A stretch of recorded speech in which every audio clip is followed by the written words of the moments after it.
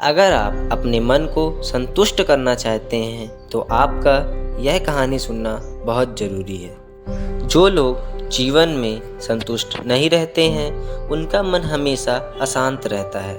ऐसी स्थिति में मानसिक तनाव भी बढ़ता है और व्यक्ति सही निर्णय नहीं ले पाता है। इसका परिणाम ये मिलता है कि परेशानियां और अधिक बढ़ जाती हैं। जो लोग जीवन में सुख शांति चाहते हैं उनको अपने मन में संतुष्टि का भाव लाना अति आवश्यक है। तो चलिए चलते हैं कहानी पर। एक नगर में श्याम नाम का एक व्यक्ति रहता था। वह दिन भर भगवान की भक्ति करता था, लेकिन वह अपने जीवन से संतुष्ट नहीं था। वह जो चीज़ें उसके पास नहीं थी वो सदैव उन्हीं के बारे में सोचता और दुखी रहता था। एक दिन उसके गांव में एक विद्वान बौद्ध भिक्षु पहुँचे। श्याम भी बौद्ध भिक्षु से मिलने पहुंचा और अपनी सारी परेशानियां उन्हें बताईं। बौद्ध भिक्षु ने उस व्यक्ति को एक मंत्र बताया और कहा कि तुम रोज इस मंत्र का जाप करना। संत की बताई विधि से श्याम जाप करने लगा और फिर कुछ ही दिनों में भगवान उसकी भक्ति से प्रसन्न हो गए और उसके सामने प्रकट हो गए। भगवान ने श्याम से कहा, मैं तुम्हारी भक्ति से प्रसन्न हुआ, मांगो क्या मांगना चाहते हो, तुम्हारी हर इच्छा पूरी होगी। श्याम भगवान को देखकर हैरान रह गया। वह समझ नहीं पाया कि क्या करूं और क्या वर मांगूं। श्याम ने भगवान से कहा कि अभी मुझे कुछ समझ नहीं आ रहा है, कृपया आप कल फिर प्रकट हो।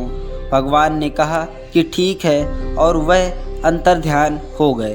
अब श्याम बहुत चिंतित हो गया। उसने सोचा कि मेरे पास रहने के लिए घर नहीं है, मैं घर मांग लेता हूँ। कुछ देर बाद उसने सोचा कि मुझे बहुत सारी ज़मीन जायदाद मांग लेनी चाहिए। फिर वह कुछ देर बाद सोचता है कि मुझे राज्य का राजा बनने का वर मांगना चाहिए।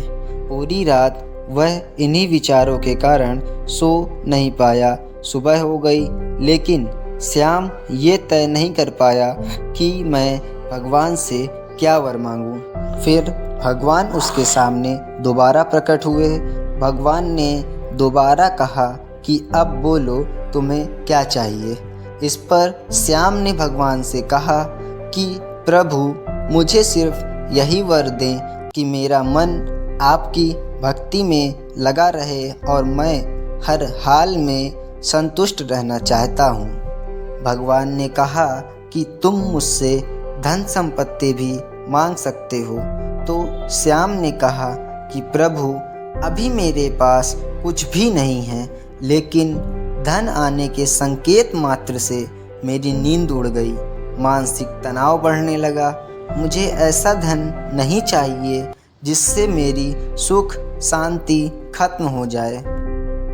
भगवान श्याम की बात सुनकर बहुत प्रसन्न हुए और बोले कि तुम जैसा चाहते हो वैसा ही होगा।